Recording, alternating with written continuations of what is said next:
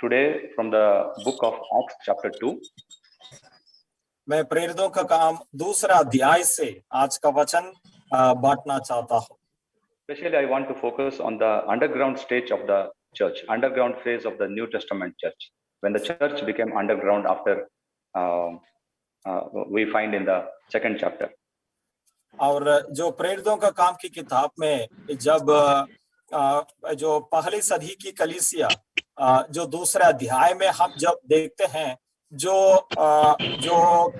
छिपा हुआ तौर पर जो कलीसिया की सेवकाई हो रहा है, उस समय की बातों को मैं आपके सामने ध्यान में ले आना चाहता हूँ. And we will be focusing on 5 things. We will be seeing 5 things from the book of Acts second chapter. प्रेरितों का काम के दूसरे अध्याय से 5 बातों पर हम ध्यान देंगे. Usually when we board a flight, many of you would have been having an experience of flying in the flight before the pandemic or during the pandemic. And when we get into the flight, the air hostesses, they come and they give some first of all, they give some safety measures how to have a safe fly in the flight.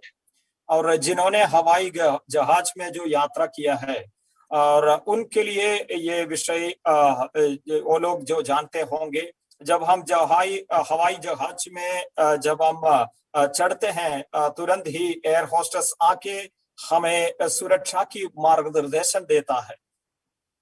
Yeah.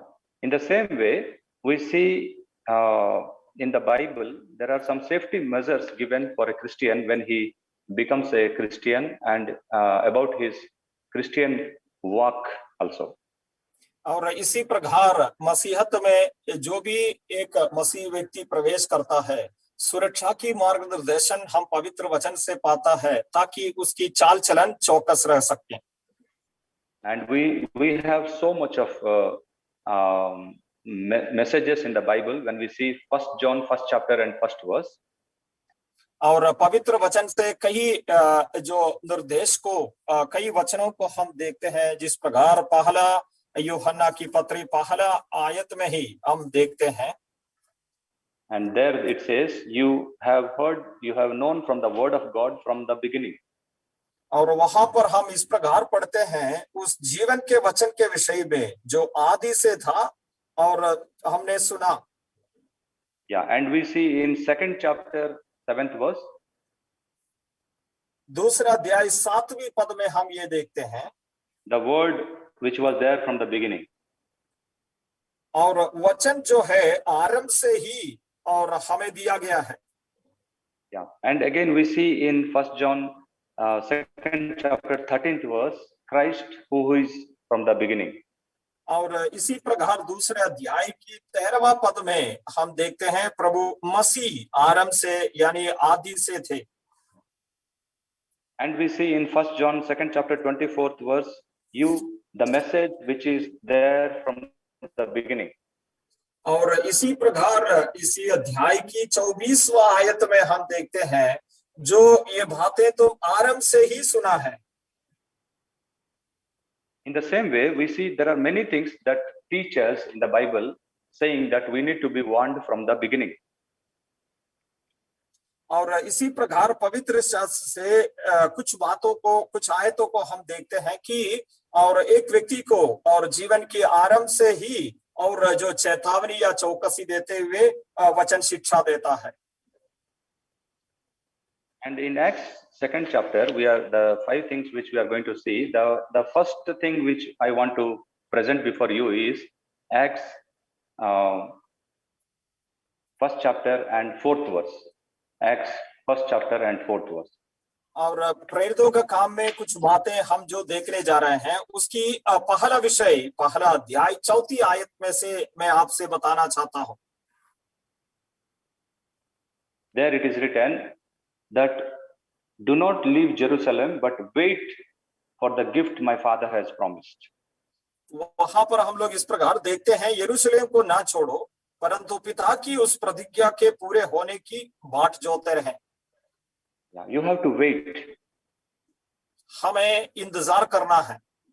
And we see in Acts second chapter, first verse till 4th verse, we see that the Bible says the underground church was waiting for the Holy Spirit. We see in Acts 2nd chapter, 1st verse to 4th verse, they were waiting for the Holy Spirit. और पूरे प्रेरितों के काम 2 अध्याय 1 से लेकर 4 आयत तक जो बाहर दिखाई नहीं हुआ ऐसा कलीसिया जो है परमेश्वर की आज्ञा के पूरा होने के लिए बाट जो रहा है.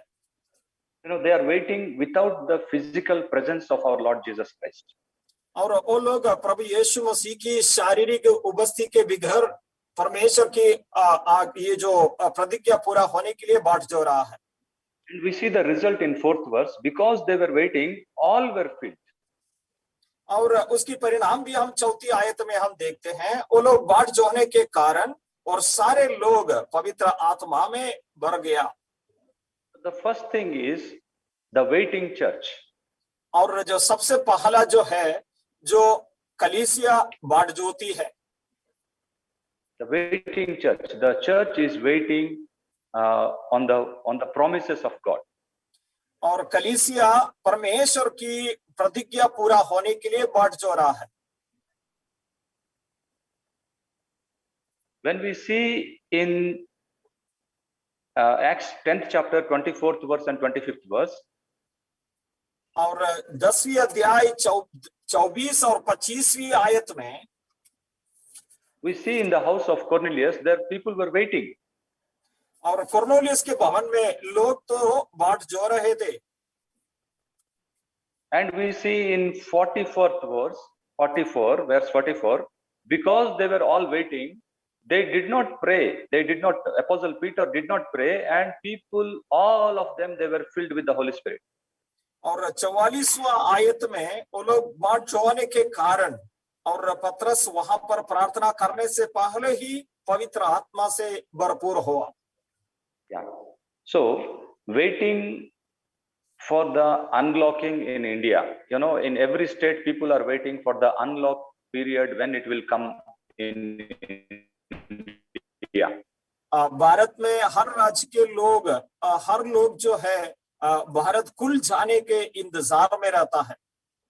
But the Bible tells us that the very first church on this earth, they were waiting for the Holy Spirit. They were waiting.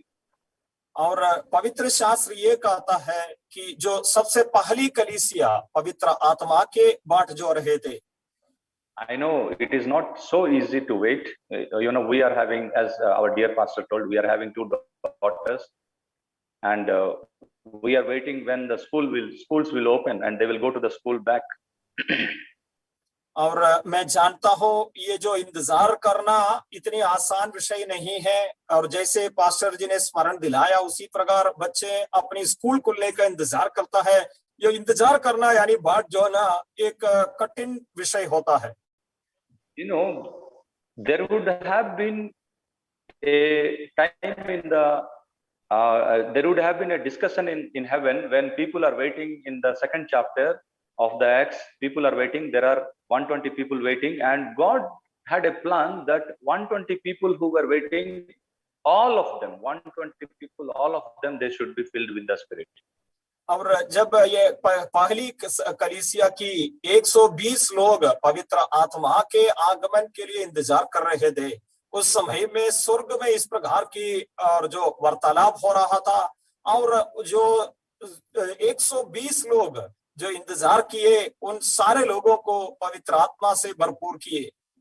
There were not some selected people who came and they told, yes, I want to receive the Holy Spirit. Yes, I want to receive the Holy Spirit. But the Holy Spirit is a God who wants to fill every one of those who wait.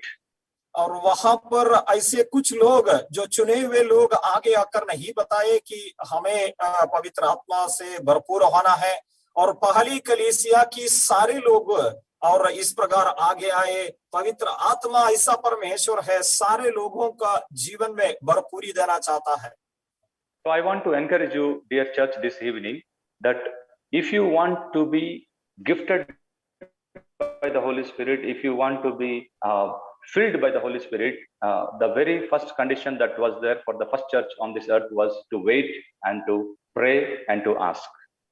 और इसलिए सांझ के समय में कलीसिया को प्रोत्साहन करते हुए मैं इस प्रकार कहना चाहता हूँ, जिस प्रकार पहली सदी की पहली कलीसिया पवित्र आत्मा की भरपूरी के लिए बाट जोते रहा, उसी प्रकार हमें भरपूरी के लिए बाट जोते रहना है।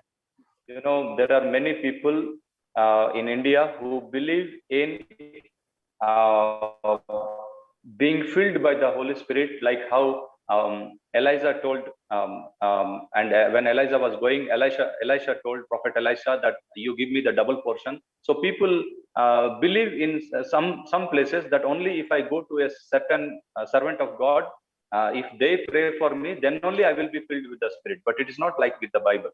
और भारत में कुछ ऐसे लोग पाए जाते हैं, वो लोग पवित्र आत्मा के भरपूरी तो चाहते हैं, और जैसे एलीशा ने जिस प्रकार परमेश्वर के आत्मा की दुगना भाग चाहा, उसी प्रकार कुछ लोग इस प्रकार सोचते हैं कि और कोई खास लोग आकर उनके लिए प्रार्थना करेंगे तो ही और परमेश्वर के आत्मा की भरपूरी पाएंगे, लेकिन पवित्र शास्त्र में वैसा कहीं नहीं बताया है।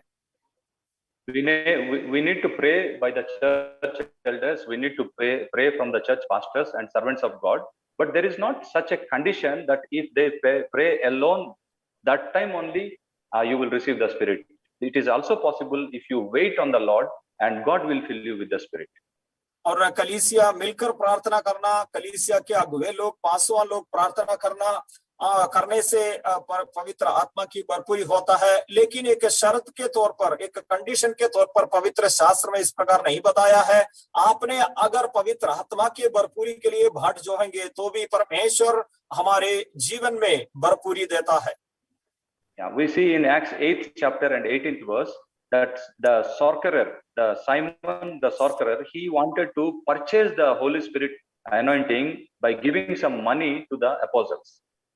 और जब हम ये जो प्रेरितों का काम 8वें अध्याय में जादूगर शैमोन जो है, और वो पवित्र आत्मा की ये जो वरदान पैसा देकर खरीदना चाहता था, but the apostles told, let your money perish with you. और लेकिन जो प्रेरितों ने इस प्रकार बताया कि आपके जो पैसा जो है और उसी के साथ नष्ट होने पाए। Yeah. So let us accept this, because nowadays all of you, many of you, you are at homes and you have sufficient time. Yeah, you are working from home. If you are working in a multinational company also, call center also, you are at home maximum, more of the time you are at home. So choose a time to wait on the Lord, so that God would fill you with His Holy Spirit. So I want to encourage you, dear church, to wait on the Lord. और प्रियो, इसलिए मैं आप लोगों को प्रोत्साहित करते हुए कलीसिया से इस प्रकार बताना चाहता हूं, आप इस लॉकडाउन के पीरियड में आपके नौकरी जो है अपने घर में बैठे बैठे कर रहे हैं, और शायद आपने कॉल सेंटर में होगा या मल्टीनेशनल कंपनी में होगा, लेकिन आपकी ड्यूटी तो शायद घर पे से कर रहे होंगे। इसलिए मैं आप लोगों से विनती करता हूं कि आप एक समय, जो निर्धारित समय को आप चुन लीजिए, और उस समय में बैठे हुए परमेश्वर की आत्मा की भरपूरी के लिए प्रभु में आप बाट जोते रहिए। Secondly, Acts 2nd chapter and verses from 2 to 13. और दूसरा विषय, दूसरा अध्याय जो 13वां आयत तक जो भाग है उसमें से हम देखते हैं। Yeah, the second thing I want to keep before is the worshiping church. और दूसरी बिंदु में आपके सामने प्रस्तुत ये कहते हुए करना चाहता हूं कि एक आराधना करने वाली कलीसिया। Yeah. Bible not only says that we should worship by our life and our lips, but Bible also says that there is another kind of worship, that is our life should be a effective worship for the Lord. Our life should be presentable as a worship for the Lord. और पवित्र शास्त्र इस प्रकार केवल नहीं कहता है कि हम केवल अपने मुख से, अपने होठों से और परमेश्वर की आराधना करें, लेकिन ये पवित्र शास्त्र हमें इस प्रकार सिखाता है कि हमारी चाल चलन से, हमारी जीवन से परमेश्वर के लिए बहता हुआ एक आराधना हम परमेश्वर के लिए प्रस्तुत कर सकें। Yes, we see that in Acts 2nd chapter and fourth verse, we see that all of them were filled with the Holy Spirit and began to speak in other tongues as the Spirit enabled them. और ये विषय जो है दूसरा अध्याय की 4 आयत से लेकर हम देखते हैं, वहां पर इस प्रकार देखते हैं, वे सब पवित्र आत्मा से भर गए और जिस प्रकार आत्मा ने उन्हें बोलने की सामर्थ्य दी, वे अन्य अन्य भाषा बोलने लगे। This baptism, this word comes from the Greek word baptizo. ये बपतिस्मा जो शब्द है वो यूनानी शब्द जो बपतिस्मो से निकला है। That means getting submerged into something, being dipped into something. इसका मतलब है कि पूरी तौर पर डूब जाना या किसी वस्तु को किसी सामग्री में पूरी तौर पर डुबाना, इसका मतलब होता है। Yeah, you might have seen people who are living in Mumbai or people who are living in Visakhapatnam. You might have seen this submarines. Pandubri बोलते हैं. Yeah, this submarines. और जो मुंबई में रहने वाला या विशाखापट्टनम में रहने वाला, शायद आप लोग देखे होंगे जो सबमराइन्स जो है, जो समुद्री जहाज पूरी तौर पर डूब के यात्रा करती है। Yeah. So when we are dipped into sea water, our body smells like sea and we have saltiness, that salt water taste in our body. और जब हमें और समुद्र की पानी में डुबाया जाता है, तब हमारी शरीर में जो है जो समुद्री नमक की महक होता है और जो हमारी शरीर में समुद्री नमक की रुचि होती है। Yeah. So when the New Testament church, they were filled with the Holy Spirit, the people of second chapter, when they were filled with the Holy Spirit, when some people used to see them, they used to say that these people are also Christians. We can see by their activities, we can see by their life, we can see by their talks, and we can perceive that they seem to be Christians. They are the follower of Christ.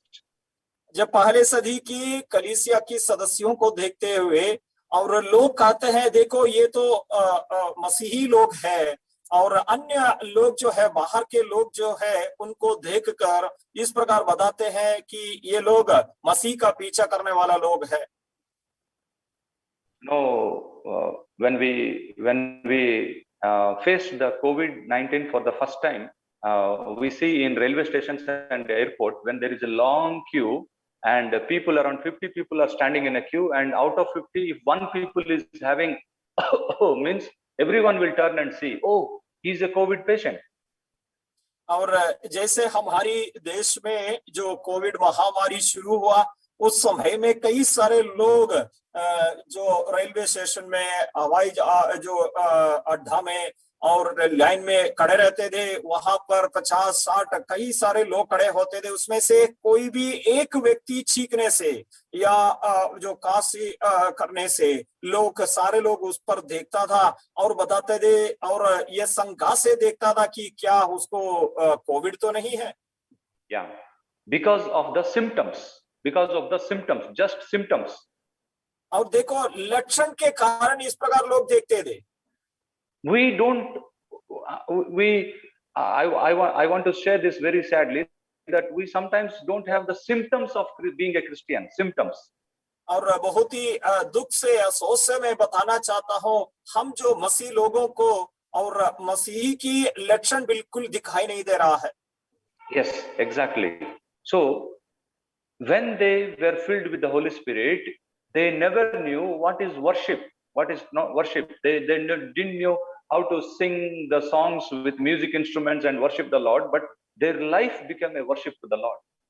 जब वो लोग पवित्र आत्मा में भरपूर हुआ और वो लोग कैसे जो उपकरण को लिए हुए परमेश्वर को गीत गाते हुए कैसे आराधना करना है, इस विषय को नहीं जानते थे, लेकिन उनका जीवन ही एक आराधना बन गए। Then what happens? तब क्या हुआ? People started speaking. They wanted to testify for the Lord. तब लोग जो है बोलने लगा और हमारे प्रभु के गवाही देने लगा। Yeah, we will go to the third thing. The third topic is the witnessing church. और तीसरे बिंदु जो है और गवाही देने वाली कलीसिया। The first thing is the waiting church. पहला जो है बाट जोड़ने वाली कलीसिया, Second thing is the worshiping church. दूसरा जो है आराधना करने वाला कलीसिया, Third thing is the witnessing church. और तीसरा जो है गवाही देने वाली कलीसिया। Yeah. Immediately in second chapter, we see without any training, without any degrees, without any seminar, anything, what happens? We see second chapter, 14th verse. Peter is standing with the 11 and he is raising his voice and addressing the crowd. और देखिए, कोई प्रशिक्षण या कोई शिक्षा या कोई degree के बिगर ये जो पहली कलीसिया की लोग जो है पवित्र आत्मा में भरपूर होने के कारण और प्रभु का गवाही बनते जा रहा है। और 14वां आयत में हम देखते हैं पतरस जो खड़ा होकर ऊंची शब्द से और प्रभु यीशु मसीह के विषय में गवाही दे रहा है। Who is Peter? ये पतरस कौन है? Acts 4th chapter and 13th verse. और 4 अध्याय 13वां पद हम देखें। When they saw the courage of Peter and John, they realized that they were unschooled, ordinary men. और जब हम 4 की 13 पद पढ़ते हैं, जब उन्होंने पतरस और यूहन्ना का साहस देखा और यह जाना कि ये अनपढ़ और साधारण मनुष्य है, तो आश्चर्य किया। But very interesting thing is they were unschooled and ordinary, but they were with Jesus. और देखिए, ये बहुत ही आश्चर्य की विषय है कि वो लोग अनपढ़ और साधारण मनुष्य है, लेकिन वो मसीह का पीछा कर रहा है, यीशु के साथ रहे हैं।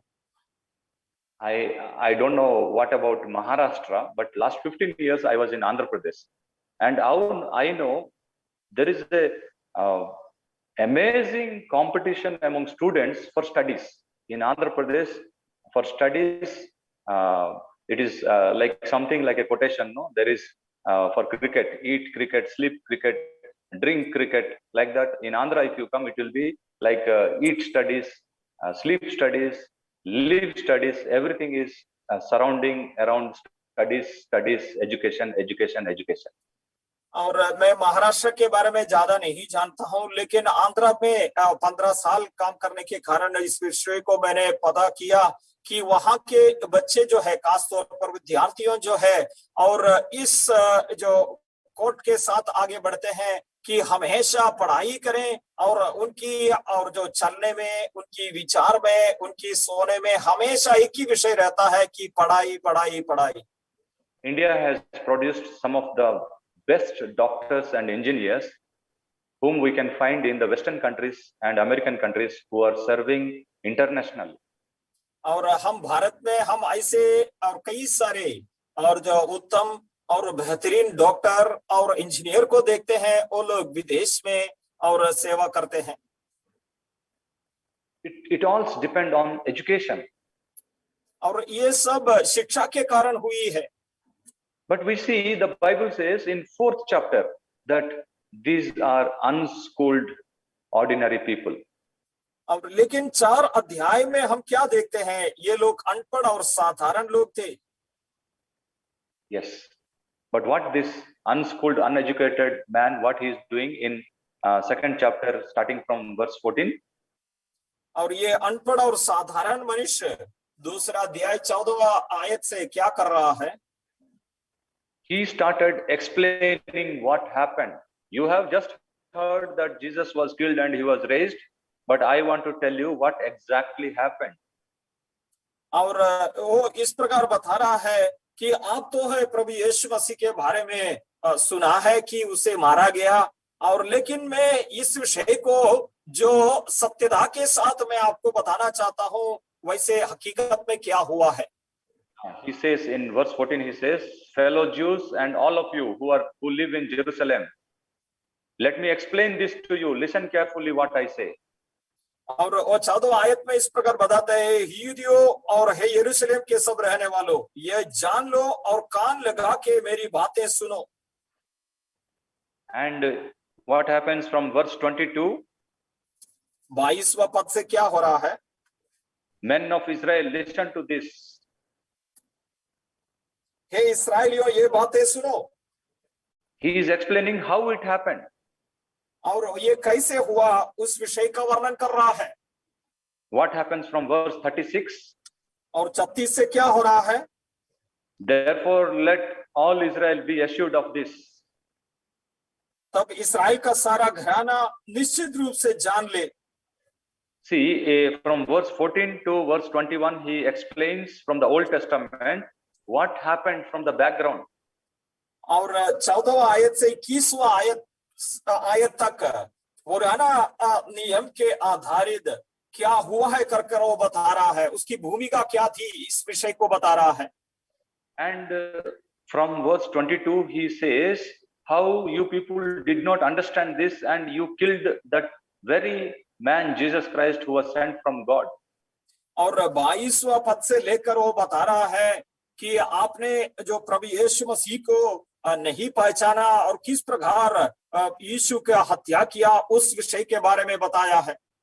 And from verse 36, he says, you have crucified Jesus, but don't worry. You have killed Jesus, but don't worry. In verse 38, he says, repent and be baptized. Repent and be baptized. और 36वां आयत में इस प्रकार बता रहा है, तुम लोग तो प्रभु यीशु को जिसे तुमने क्रूस पर चढ़ाया और परमेश्वर ने उसे प्रभु ठहराया मसीह किया करके, लेकिन आपको इस विषय पर आप शोकित होने की कोई जरूरत नहीं है। 38वां पद में पतरस कहता है, मन फिराओ, मन फिराओ, मन फिराओ। And verse 41, what happens? It says, the Bible says that very day 3,000 people were added to the church. और 41वां पद में क्या हुआ है? उसी दिन 3,000 के लगभग मनुष्य और कलीसिया में जुड़ गया, बपतिस्मा लिया। It is happening in an underground church. और देखिए छिपा हुआ कलीसिया में इस प्रकार की अद्भुत कार्य कैसे चल रहा है। This is happening in a church where Jesus Christ, his physical presence is not there.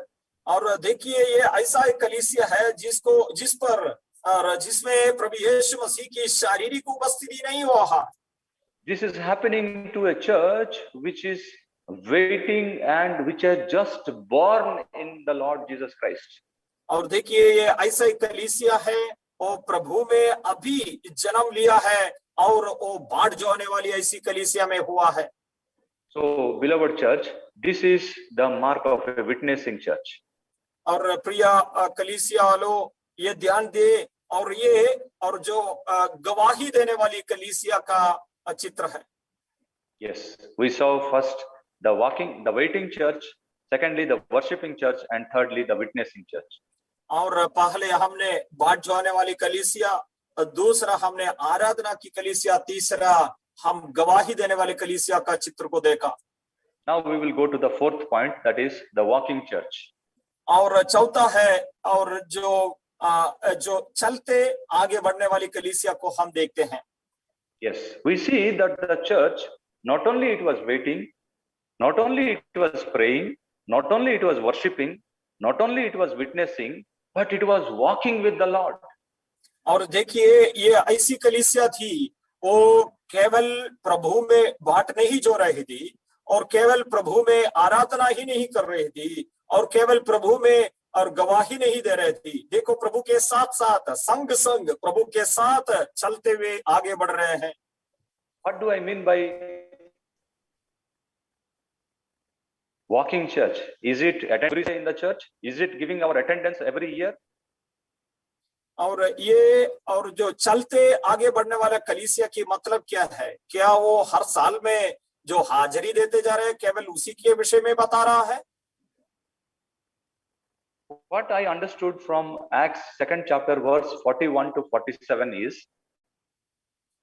मैं प्रेरितों का किताब दूसरा अध्याय 41 से 47 तक जो मैंने समझ लिया। क्या?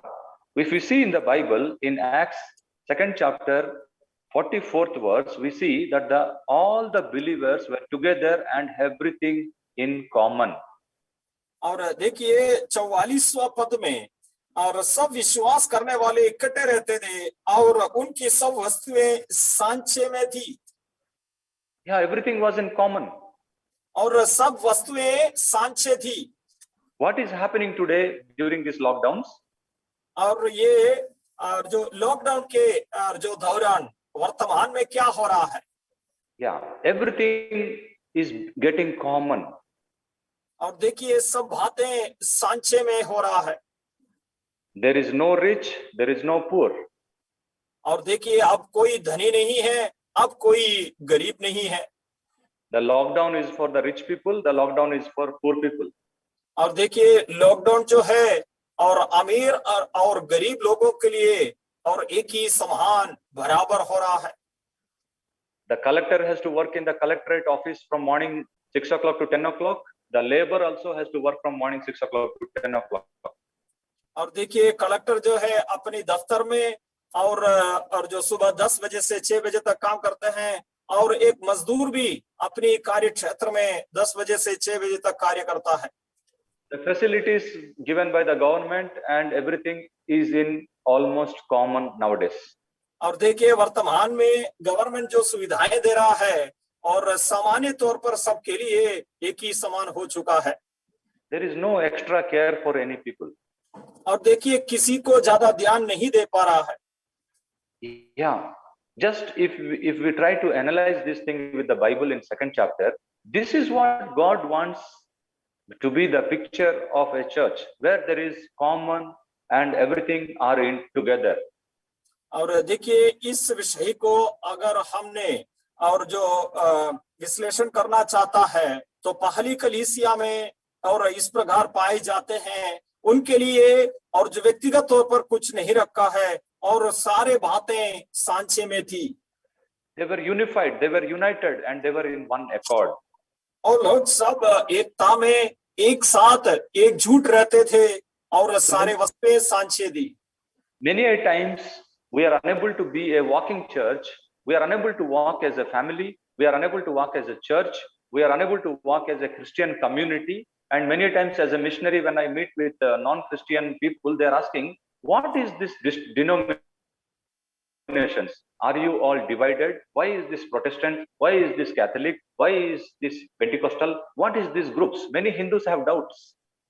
और अक्सर जो है और जो मसीहत में सारे लोग मिलकर एक साथ एक परिवार के साथ कलीसिया के तौर पर आगे बढ़ नहीं पाते हैं, और अक्सर जब मैं ये जो अन्य जो गैर मसीहों से बात करता हूं तब उनकी शंका और उनकी संदेह इस प्रकार होते हैं कि आप लोग अलग अलग ग्रुप में अन्य अन्य डिनोमिनेशन में क्यों चलते हैं, क्या ये पेंटिकोस्टल, प्रोटेस्टेंट और रोमन कैथोलिक ये सब क्या क्या है, आप लोग अलग अलग दल के लोग हैं क्या? Okay, that is in the bigger circle. But when we come inside the church also, there is casteism inside the church. There is rich people and poor people division inside the church. There are so many things, issues inside the church. और देखिए मसीहत को विशालता में देखने के समय में ये अलग अलग डिनोमिनेशन की बातें आता है, लेकिन एक हम लोग जब और भी करीब से देखने के समय में कलीसिया में अलग अलग बातें दिखाई दे रहा है, जातिवाद आ रहा है, और जो गरीब और अमीर के जो बीच में जो अंतर है, ऐसी कई प्रकार की अलगाई हम दिखाई दे रहा है। You know, walking in Christ is walking with the Father, Son, and the Holy Spirit. They are not separate. अब देखिए मसीहत में चलना यानी मसीह में चलना ये मतलब को दर्शाता है कि पिता और पुत्र और पवित्र आत्मा जिस प्रकार एकजुट होकर एकता में चलते गया उसी प्रकार चलने को दर्शाता है। The Son obeyed the Father, and the Father blessed the people, blessed the Son through the Holy Spirit. और देखिए पुत्र जो है पिता का और सारे बातों को माना, और पिता परमेश्वर पुत्र को आशीष किया और पवित्र आत्मा से भरपूर किया। Same way, in one family, if we say that we are a walking church, we should all have a mind of togetherness. और इसी प्रकार एक परिवार में या कलीसिया में एक साथ चलने का मतलब, जो वॉकिंग चर्च का मतलब यह है एक ही लक्ष्य के साथ, एक ही इच्छा के साथ आगे बढ़ना। And what is the benefit of togetherness? What is the blessing of togetherness? और एक साथ रहने से एकता का आशीष क्या होता है? We see in Acts chapter 2 verse 47 and first portion, verse 47 and first portion. अब दूसरा अध्याय 47 की पहला भाग में उसका और जो फलस्वरूप को हम देखते हैं। There the Bible says, praising God and enjoying the favor of all people. परमेश्वर की स्तुति करते थे और सब लोग उनसे प्रसन्न थे। Yeah, enjoying the favor of all people. और सारे लोगों के और जो कृपा पाना लोग उनसे प्रसन्न थे। Now we go to the second verse, 47th verse, second portion. There it is written, the Bible says, and the Lord added to their numbers daily. अब देखिए, अब दूसरा भाग की ओर अपना ध्यान दें। वहां पर इस प्रकार लिखा है, और जो उद्धार पाते थे उनको प्रभु प्रतिदिन उनमें मिला देता था। See, the first portion, the first A portion, I can say, it is magnifying God through our unity. अब देखिए, उसका पहला भाग जो है, और प्रभु यीशु मसीह को, हमारा प्रभु को महिमा देना। And second portion is God, 47b is God multiplying our unity. और दूसरा जो है, हमारा प्रभु जो है हमारी एकता को और कई गुना बढ़ाना। First one is favor of all people. पहला भाग जो है लोगों की प्रसन्नता। Second one is favor of God. दूसरा जो है परमेश्वर की प्रसन्नता, परमेश्वर का अनुग्रह। That is unity. Favor of all people and favor of God. That is unity. और देखिए, एकता ये होता है सारे लोगों की और जो प्रसन्नता और परमेश्वर का अनुग्रह एक साथ होना, एकता होती है। And how this happened? This happened daily. और देखिए, ये कब हुआ है? प्रतिदिन होते रहा। Acts chapter 2 verse 46, they met daily. और देखिए, दूसरा अध्याय 46 में इस प्रकार लिखा है, वे प्रतिदिन एक मन होकर मंदिर में इकट्ठे होते थे। Acts 6 chapter verse 1, they distributed daily. और 6:1 में इस प्रकार देखते हैं, उन दिनों में वो लोग प्रतिदिन वो लोग सेवकाई में और सारे बातें बांटते हुए और सेवा करते गया। Acts 2nd chapter verse 47, they won souls daily. और 2:47 में इस प्रकार है, प्रतिदिन और जो उद्धार पाते थे प्रभु उन्हें कलीसिया में मिला देता था। 17th chapter verse 11, examine scriptures daily. Acts और 17 verse 11. वो 17वां अध्याय उसकी 11वां पद में इस प्रकार हम देखते हैं कि जो प्रतिदिन और परमेश्वर का वचन करते ग्रहण करते थे और पवित्र शास्त्रों में ढूंढते रहते थे। Acts 16 chapter verse 5, number of churches grew daily. और 16:5 में इस प्रकार हम पढ़ते हैं कि इसी प्रकार कलीसिया विश्वास में स्थिर होती गई और संख्या में प्रतिदिन बढ़ती गई। Pratidin, Pratidin, Pratidin, Pratidin, Pratidin. All these things we see, it is happening daily, daily, daily. That is repeated. So the walking church, it walks daily with the Lord. और इन सारे पवित्र शास्त्र की भागों में हम प्रतिदिन प्रतिदिन प्रतिदिन के विषय को देखता है, तो पहली सदी की कलीसिया जो है और प्रतिदिन परमेश्वर के संग संग चलते हुए बढ़ते जाते थे। Fifthly and finally, और पांचवा बिंदु जो आखिर का है, Acts 2nd chapter 40th verse, Acts 2:40. और प्रेरितों का काम 2:48 में हम देखते हैं, With many other words he warned them and he pleaded with them, save yourself from this corrupt generation. और जो 38वां पद में 2:38 में इस प्रकार हम देखते हैं, मन फिराओ और तुम में से हर एक अपने अपने पापों की क्षमा के लिए यीशु। Verse 40 please. 40 Yeah. दूसरा अध्याय उसका 40 में हम देखते हैं, उसने बहुत और बातों से भी गवाही दे देकर समझाया कि अपने आप को इस टेढ़ी जाति से बचाओ। Achao, you know, he is telling with many other words, the Bible says he warned them and pleaded with them, save yourself from this corrupt generation. और कई सारे पवित्र शास्त्र के बातों को समझाते हुए ये टेढ़े और तिरछे जाति से बच्चे रहो, इस प्रकार उन्हें समझाते थे। Yes, everything was forgotten with the crucifixion of Lord Jesus Christ. और सारे बातें जो प्रभु यीशु मसीह के क्रूस पर उठा लिया जाने के कारण, क्रूस पर जो मृत्यु के कारण माफी तो हो चुका है।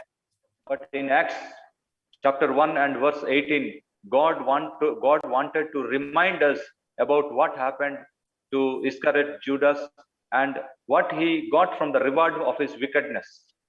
और लेकिन पहला अध्याय 18वां पद में और जो उसकी और जो अधर्म और उसकी बुरी बर्ताव के कारण ये यूदास इस्करियोता का अंत कैसे हुआ, उस विषय के बारे में हमें बताता है। You know, it was a warning. देखिए यहाँ पर एक चेतावनी दे रहा है। This warning was not accepted by Ananias and Sapphira in 5th chapter. और यही जो चेतावनी जो है अनन्या और सफीरा और 5वें अध्याय में जब हम आते हैं तो वो लोग इस बात को नहीं मानते हैं। We need to have blessings, but we need to have warnings also. अब देखिए हमें आशीष पाना है और साथ में हमें जो चेतावनी का विषय बताता है उसको भी हमें अंगीकार करते हुए आगे चलना है। The very first church in the 2nd chapter of book of Acts was brought up in God's warnings. अब देखिए पहली सदी की पहली कलीसिया जो हम प्रेरितों का काम 2 अध्याय में देखता है और उस कलीसिया को परमेश्वर की और जो वचन की आधारित चेतावनियों पर खड़ा किया है। And we all very well know if we don't obey the warnings, what will happen in highways? How many times हम सभी जानते हैं अगर इन चेतावनियों को सही तरीके से हम नहीं समझते हैं तो जो व्यक्ति और जो हाईवे जो राजमार्ग में जो गाड़ी चलाता है उसको कैसे कैसे दुर्घटना को सामना करता है, उस विषय को हम जानते हैं। Accidents happen to people, those who don't obey the warnings. अब देखिए दुर्घटना उन लोगों की यात्रा में होती है जिन लोग इस प्रकार की चेतावनी को नहीं मानते हैं। I am worried about the church in this pandemic time because there are many churches who are missing fellowship. They don't have a physical fellowship. They don't come into online fellowship. They don't pray as a family together. They don't read the Bible as a family together. And I don't know after lockdowns whether many Christians in India will be backslidden. और देखिए मैं उन कलीसिया के विषय में चिंतित हूँ और जिन कलीसिया में शारीरिक तौर पर इकट्ठा नहीं होते हैं और ऑनलाइन माध्यम के द्वारा भी इकट्ठा नहीं होता है, एक साथ मिलकर पारिवारिक तौर पर भी बाइबल की मनन के लिए या बाइबल पढ़ने के लिए आगे नहीं आते हैं, उन कलीसियाओं के और उन विश्वासियों के विषय में जब ये लॉकडाउन खुल जाएगा तब क्या होगा, इस विषय पर मैं चिंतित हूँ। कई सारे लोग विश्वास में पिछड़ जाएगा, इस बात को मैं समझता हूँ। We need to pray personally and we need to pray as a church that people, the Christian in India, the believers in India, the church in India should not backslide 1% also. और देखिए हमें व्यक्तिगत तौर पर और सामाजिक तौर पर हमें प्रार्थना करना है, पारिवारिक तौर पर प्रार्थना करना है कि और हमारी भारत की विश्वासियों में 1% मसीह लोग भी विश्वास से पिछड़ कर नहीं जाना है। May the Lord bless